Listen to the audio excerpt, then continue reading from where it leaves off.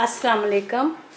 आज हम ये बटरनट स्क्वाश और चिकन की करी बनाएंगे जो कि बहुत ही मज़ेदार बनती है।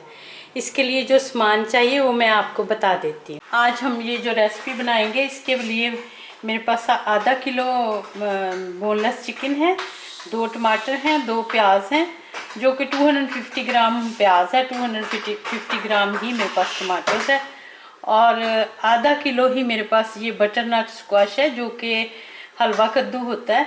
ये हम चिकन में मिक्स करके पकाएंगे। और मेरे पास धनिया है, फ्रेश धनिया है।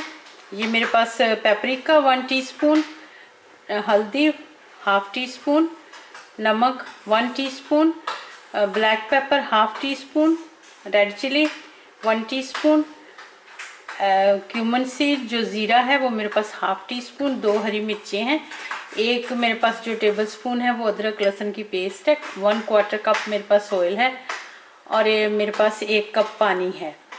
और ये जो बटरनट स्क्वाश है, हलवा कद्दू है, इसको मैं छील लूँगी और छील के हम इसको ग्रेट करेंगे। आप कद्दूकश कर सकते हैं वो जो हाथ वाला होता है उसके साथ भी, लेकिन मैं मशीन के अंदर करूँगी। और प्याज को भी छील के काट लेंगे और टमाटर भी छील के मैं काट लूँगी। इसके बाद हम इसको बनाना शुरू करते हैं।